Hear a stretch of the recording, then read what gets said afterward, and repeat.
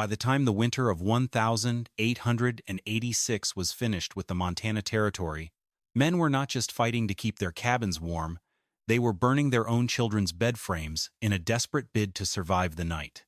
The wind did not merely blow across those high mountain plains.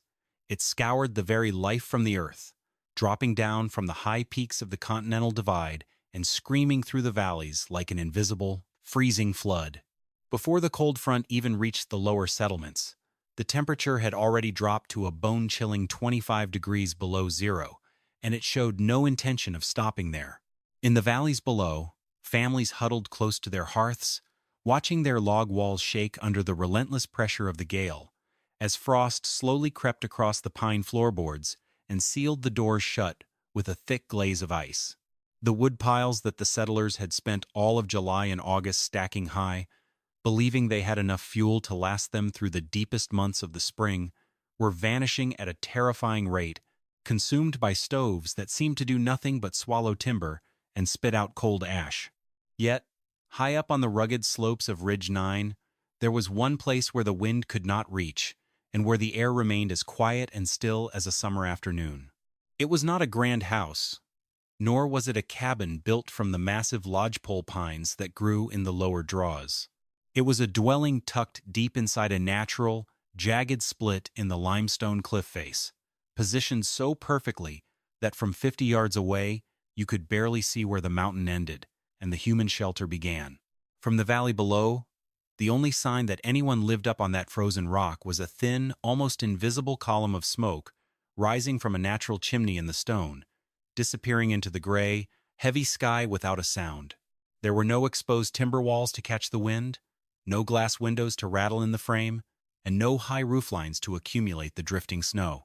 There was only the solid, unyielding rock of the mountain, a heavy wooden door, and an absolute silence that seemed to defy the chaos of the plains below. The man who had chosen to make his home inside this crevice was Alastair Vance, a quiet, 40-year-old former coal miner who had spent the better part of his youth working in the deep, damp shafts of the Appalachian hills. Alastair was not a man who spoke unless he had something necessary to say, and he was certainly not a man who built things just because that was the way everyone else did them.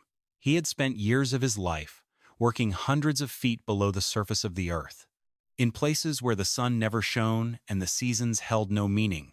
Down in those deep coal veins, Alastair had learned a fundamental truth that the surface builders of the West had completely forgotten.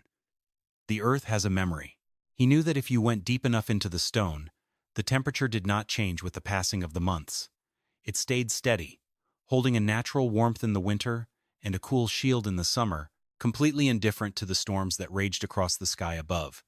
When he first arrived in the Montana Territory, he did not look for a flat, open field to build a traditional home. He looked for the rock, knowing that the mountain had already completed half of the work for him. When Alastair Vance first climbed the steep, rock-strewn face of Ridge 9 in the spring of 1885, his neighbors in the valley were already busy felling the tallest pines they could find, eager to clear their plots and raise their standard log cabins before the summer heat arrived. They worked with a frantic, organized speed, believing that a freestanding wooden home in the center of a flat field was the only logical way to establish a homestead. Alastair, however, did not pick up an axe. He spent his days walking the high ridges, observing the way the shadows fell across the stone and the way the pine needles accumulated in the hollows. He was looking for a very specific shape in the earth, a place where the mountain itself would act as a natural barrier against the elements. It was late May when he found the split, a narrow, vertical crevice in the limestone cliff, barely 8 feet wide at its mouth, but extending 30 feet back into the solid rock before widening into a high, dry alcove nearly 16 feet across. To any conventional builder, the crevice looked like an obstacle, a useless gap in the stone that offered no room for a proper foundation and no space to expand. But Alastair stood in the center of that stone chamber and felt the air. Even though a sharp spring breeze was blowing across the ridgetop, the air inside the crevice was perfectly still, holding the cool, damp scent of deep earth. He looked up at the ceiling of the split and saw that the rock walls rose 12 feet high before narrowing to a thin gap that exposed only a sliver of the blue sky above. This narrow overhead opening, he realized, would serve as a natural exhaust for smoke, drawing air upward without exposing the living space below to the direct path of the wind. He spent the next several months studying the patterns of the weather on the ridge. He noticed that when the fierce northwest gales swept down from the divide, they hit the vertical face of the cliff and were deflected upward and over the top of the ridge, leaving the mouth of his crevice in a pocket of low pressure. While the trees in the valley below were bent double under the force of the wind, Alastair could light a small fire at the entrance of the crevice and watch the smoke rise straight up into the air without scattering. He also observed the sun, noting that because the opening of the crevice faced slightly south of east, the low winter sun would shine directly into the alcove during the coldest morning hours, warming the stone, while the high summer sun would pass directly overhead, keeping the interior shaded and cool. It was a structured, patient observation that his neighbors mistook for laziness, but Alastair was simply letting the mountain show him how to survive before he spent a single ounce of his limited strength on construction. If you are finding value in Alastair's structured approach, the valley was not a place where an unconventional man could easily keep his plans to himself. By the time August arrived, and Alastair was still living in a crude lean-to made of pine boughs and bark at the foot of Ridge 9, the local settlers had reached a unanimous decision.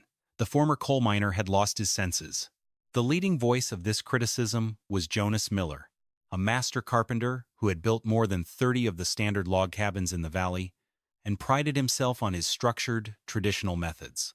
Jonas was a man who believed in straight lines, square corners, and heavy timber. To him, Alastair's refusal to build a proper, freestanding home was not just eccentric, it was a direct insult to the hard-earned wisdom of the frontier. Jonas would often stand at the trading post, surrounded by other homesteaders, and argue that Alastair was wasting the best building months of the year on a foolish dream. Thomas Finch, a neighbor who kept a meticulous journal of the settlement's early days, recorded one of these discussions in detail.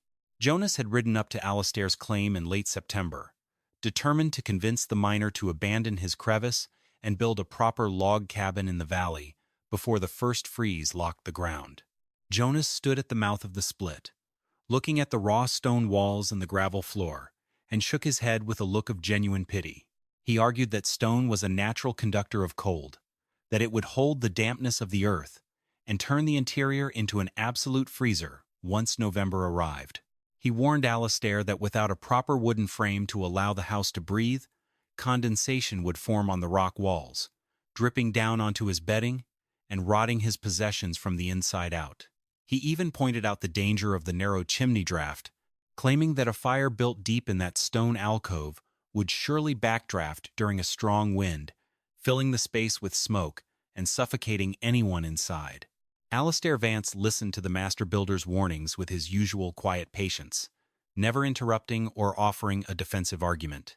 He knew that Jonas was speaking from a lifetime of experience with wood, but he also knew that Jonas had never spent a winter underground.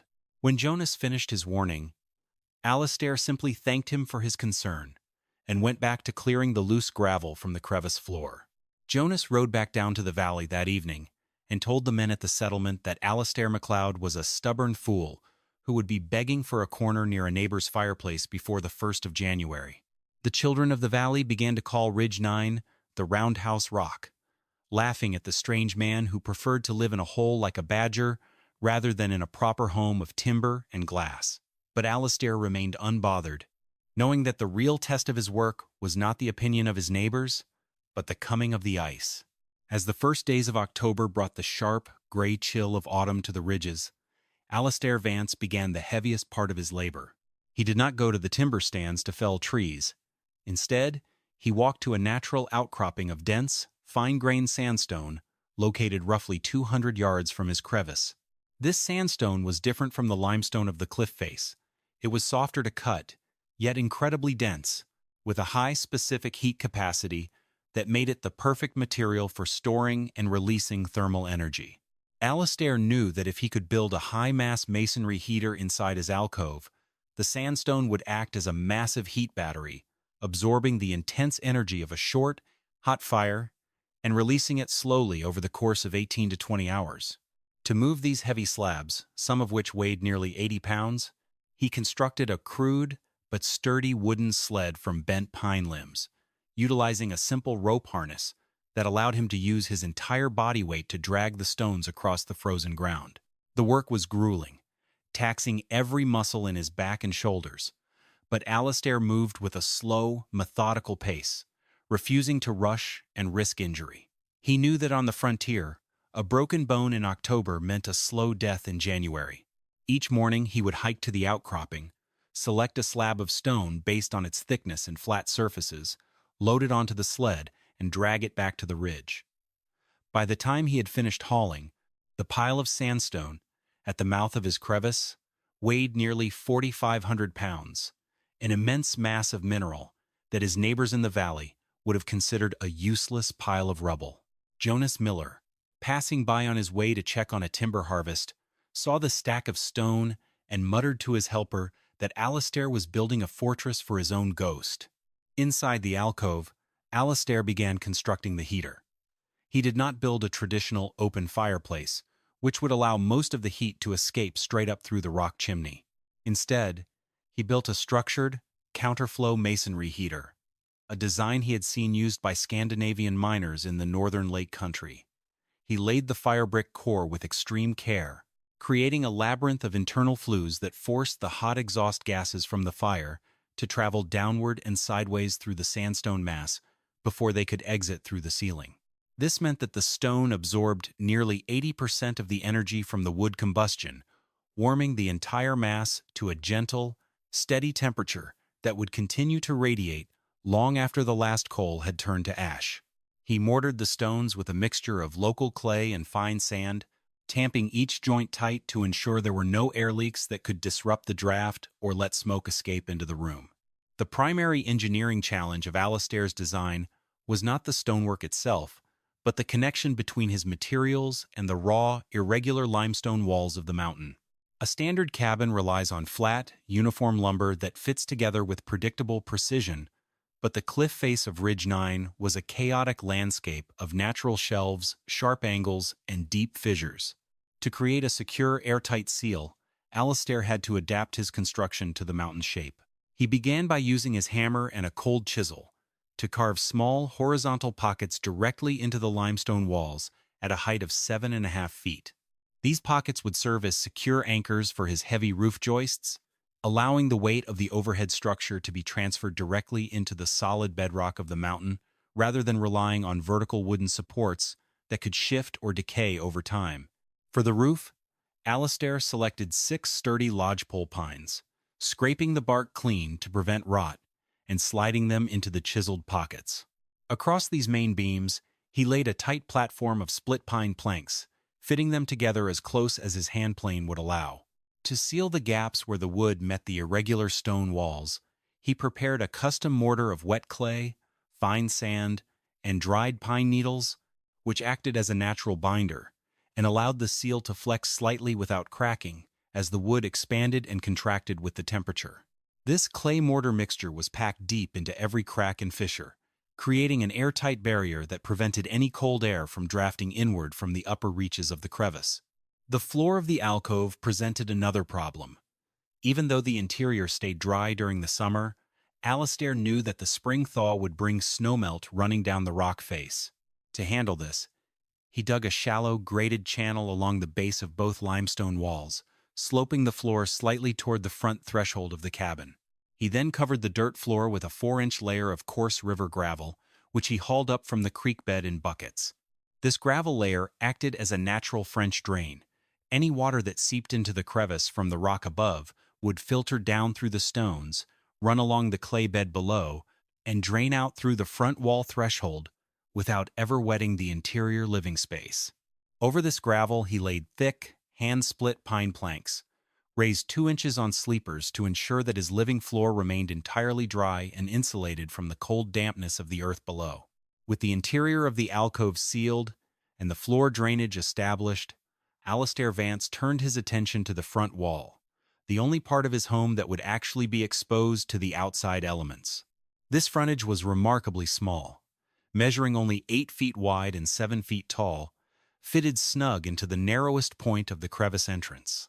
By keeping the exposed surface area of his home so small, Alastair minimized the area through which heat could escape. While his neighbors in the valley had cabins with nearly 1,000 square feet of exterior walls and roof exposed to the freezing winds, Alastair's home had less than 56 square feet of frontage in contact with the outside air. The rest of his home was surrounded by feet of solid rock and earth, which maintained a stable, moderate temperature regardless of the weather. He constructed the front wall from a double layer of split logs, packing the 3-inch gap between them with a mixture of dry sawdust and lime to prevent insects from nesting. In the center of this wall, he hung a heavy, hand-planed door made of solid spruce, 3 inches thick, fitted with a deep wooden latch that pulled the door tight against a felt gasket when closed. To the left of the door, Alastair cut a tiny window opening, measuring just 14 inches wide and 10 inches tall. He did not have glass, which was expensive and fragile, so he framed the opening with a removable wooden shutter lined with a double layer of oiled deer hide. This oiled skin allowed a soft, diffuse light to enter the cabin during the day, while preventing any wind from drafting through the frame. Over the log platform of his roof, Alastair laid his final layer of protection, a thick, 14-inch blanket of sod, grass, and packed earth that he cut from the lower meadow. This sod layer was not just insulation. It was a living system that would grow and bind together over the winter, creating a seamless, waterproof seal that shed rain and melted snow away from the crevice opening. The roots of the wild grasses would weave through the dirt, forming a dense, fibrous mat that held heat inside the cabin with an efficiency that no thin wood roof could match. From a distance, the finished structure was nearly invisible, looking like nothing more than a natural grassy shelf on the side of the ridge. There was no visible chimney, only a small vent pipe rising from the sod, and nothing to indicate that a comfortable human habitation lay hidden inside that dark, narrow crack. The first real test of Alastair Vance's unconventional creation arrived in the second week of December, brought by an Arctic high-pressure system that meteorologists would later call an Alberta clipper. The storm descended from Canada without warning, a massive wall of gray clouds that swallowed the sun and dropped the temperature from a mild 30 degrees to 25 below zero in less than 12 hours. The wind came with it, a relentless, howling gale that swept across the open valley at 40 miles an hour, driving the snow horizontally and turning the air into a blinding, white fog. In the valley below, the settlers' cabins began to show their limitations almost immediately. The thin pine walls, which had seemed so solid in July, bled heat steadily into the cold air. The wind forced its way through every minor crack in the chinking, creating freezing drafts at floor level that made it impossible to stay warm even next to a roaring fire. In the cabin of Thomas Finch, the family huddled around their cast-iron stove, feeding it split pine every 20 minutes. The stove burned hot, but the heat rose straight to the ceiling and escaped through the poorly insulated roof, while the floorboards stayed at 28 degrees, freezing water in the family's buckets, less than 10 feet from the hearth. Thomas's wife slept in her winter coat, her breath freezing on the blankets, while Thomas spent the night in an orderly, desperate rotation of hauling wood and clearing ice from the doorframe. By morning, they had burned through a quarter cord of their best-seasoned timber, and the house was still so cold that their fingers numbed while holding their coffee cups. High on Ridge 9, however, the Alberta clipper was nothing more than a distant whisper. The northwest gale hit the vertical limestone face of the cliff and was deflected upward and over the ridge, leaving the mouth of Alastair's crevice in near-perfect calm. The temperature inside the crevice held at a comfortable 55 degrees, maintained by the 4,500 pounds of sandstone in his masonry heater and the unlimited thermal mass of the mountain walls. Alastair had lit his stove for just 4 hours the previous evening, letting the dry wood burn hot and fast to charge the stone, then banked the coals and closed the air intake. Throughout the night, as the valley below froze, the sandstone walls slowly released their stored energy, keeping the small space warm without requiring another log. When Alastair woke at dawn, his water bucket was liquid, and his cabin was so warm that he walked to the door in his shirt sleeves to look out at the storm. The December cold snap was only a preview of what was to come. In mid-January of 1887, The Montana Territory experienced a weather event so catastrophic that it would be remembered for generations as the Great Die-Up. A sudden, deceptive Chinook wind blew from the south, raising temperatures to 40 degrees for 24 hours and melting the top layer of the deep snowpack. But before the water could drain, the wind shifted back to the northwest with a violence that shocked even the most experienced plainsmen. The temperature crashed 60 degrees in less than 6 hours, freezing the melted snow into a solid, impenetrable sheet of glaze ice that locked down the entire territory under a crystalline armor. The cattle, already weakened by the December freeze, could no longer break through the ice to reach the grass below. They drifted before the wind in freezing herds, piling up against fence lines and suffocating in draws by the thousands. For the homesteaders in the valley, the freeze turned into an absolute crisis of fuel. Because the ice had locked down the wood piles, many settlers found their outdoor stacks frozen into a single, solid mass that could not be split or moved without exhausting labor. What wood they could retrieve was wet and ice-logged.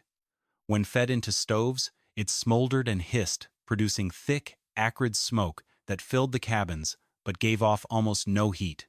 The chimneys, clogged with wet creosote, backdrafted during the high winds, forcing families to crack windows and lose what little warmth they had just to breathe. In the cabin of Jacob Puit, the wood supply was exhausted by the third day of the blizzard. In a desperate bid to keep his family alive, Jacob began dismantling his outbuildings, chopping up his storage shed board by board to feed the stove. Other families burned their kitchen chairs, their bed frames, and their fence posts. The cold was relentless, creeping through the log seams and freezing the breath of children in their beds. It was a thorough, unsparing test of frontier survival, and many families realized too late that their traditional building methods had left them entirely at the mercy of the wind. If you want to support our channel and see more stories of frontier resilience and historical engineering, please hit that subscribe button now. We read every comment and appreciate your support. On the fourth day of the Great Die-Up, with the temperature holding steady at 42 below zero and the wind chill approaching 70 below, Thomas Finch made the dangerous decision to hike up to Ridge 9.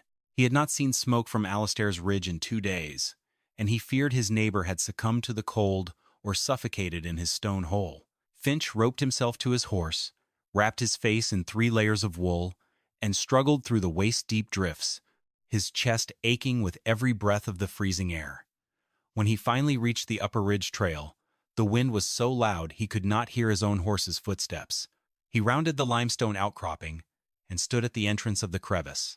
To his absolute shock, the mouth of the split was clear of snow, protected by the natural wind deflection of the cliff face above.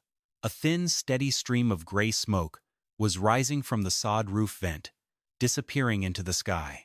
Finch knocked on the heavy spruce door, his hands shaking with cold.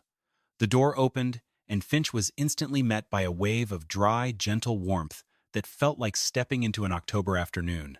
Alastair stood there, his face relaxed, wearing nothing but a flannel shirt and trousers. He pulled Finch inside, closed the heavy door, and latched it tight. The interior of the Crevice cabin was 62 degrees. There was no roaring fire in the stove. The small cast-iron box was cold, its draft dampeners closed tight. The heat was coming from the rock itself. Finch removed his frozen gloves and pressed his palms against the sandstone wall behind the stove. The stone was hot, holding the energy of the fire Alastair had burned 12 hours earlier. The limestone walls on either side were warm, radiating a steady, even heat that filled the entire 135 square feet of the room. There was no frost on the ceiling, no condensation on the floorboards, and no draft of cold air at his ankles. Alastair's double-wall design and gravel drainage system had kept the space perfectly dry, while the massive stone walls acted as an unyielding barrier against the Arctic cold. Finch sat at the wooden table, his fingers beginning to tingle as the circulation returned, and looked around the small stone room with a feeling of absolute wonder. The spring of 1887 arrived with a slow, heavy thaw that revealed the true cost of the winter. As the deep drifts of snow finally began to recede, exposing the flat fields and draws of the Flathead Valley, The settlers emerged from their cabins like survivors of a long and brutal siege. The landscape was marked by the wreckage of the freeze. The carcasses of thousands of cattle lay stacked along the fence lines, and the ground was littered with the ruins of outbuildings that had been torn apart for fuel. Almost every family in the settlement had suffered some loss, whether of livestock, health, or the simple security of their homes. It was a quiet, sobering spring, and as the men gathered at the trading post to tally their losses, the conversation turned naturally to the wood piles. The numbers were impossible to ignore. Thomas Finch had kept a record of the wood consumed by each household during the 20 weeks of the deep freeze. The valley average was staggering. Most families had burned between 5 and 6 cords of wood, and many had still experienced frostbite and severe illness inside their own homes. Jonas Miller's family had consumed more than 5 cords, and yet his children had spent most of January coughing in their beds, their lungs strained by the damp, smoky air of a cabin that could not hold its heat. But when the men asked Alastair Vance about his wood consumption, the answer was almost unbelievable. He had burned only 2¼ cords of wood for the entire winter, less than half of what his neighbors had consumed, and his family had experienced no illness, no frostbite, and no discomfort. The realization settled over the valley with the weight of an unarguable truth. The man they had called a fool, the miner who had built his home in a grave with a door, had been the only one who had slept warm through the worst winter in Montana history. The ridicule that had followed Alastair for months disappeared completely, replaced by a quiet, profound respect for his structured, patient methods. The settlers began to look at the high limestone cliff of Ridge 9, not as a strange, useless rock face, but as a monument to a kind of survival wisdom they had completely overlooked in their haste to build. In late May, when the ridge trail was finally dry, and the wild grass on Alastair's sod roof was showing its first green shoots, a small group of men walked up the mountain to inspect the Crevice cabin. Among them were Thomas Finch, Douglas Farrell, and Jonas Miller, the master carpenter who had been Alastair's most vocal critic. Jonas was a proud man, a craftsman who had spent his life building houses the way his father and grandfather had taught him, and it was not easy for him to admit that his methods had failed. But he had watched his own children suffer through the cold of January, and he knew that pride would not keep them warm next winter. Alastair welcomed the men without pretense, opening his heavy spruce door and inviting them into the cool, quiet interior of the alcove. Jonas walked the length of the room, running his hand along the smooth sandstone walls and inspecting the connection where the lodgepole pine roof joists met the raw limestone of the cliff. He knelt to look at the gravel drainage channel, realizing how the French drain had protected the living space from the spring runoff. He examined the masonry heater at the back of the alcove, studying the serpentine flues that had captured the heat of the fire so efficiently. He stood in the center of the small stone room for a long moment, looking at the tiny south-facing window and the massive rock walls that surrounded them. When he finally spoke, his voice carried none of its earlier arrogance, only the quiet, honest humility of a craftsman who had recognized a superior design. He turned to Alastair and said that he had spent 4 years building the wrong cabin structures that fought the mountain instead of working with it. He admitted that Alastair's rock hole was the truest, warmest shelter in the territory, and he asked if Alastair would help him design a new home for his own family, using the same principles of thermal mass and earth protection. It was an emotional, powerful resolution for the community, a moment where traditional pride gave way to the shared wisdom of survival. The change in the valley was quiet, but permanent. Over the next 2 years, the construction practices of the Flathead Valley underwent a profound transformation. Jonas Miller, utilizing his position as the region's leading builder, began incorporating the lessons of the Crevice cabin into every new home he designed. He did not build crevices.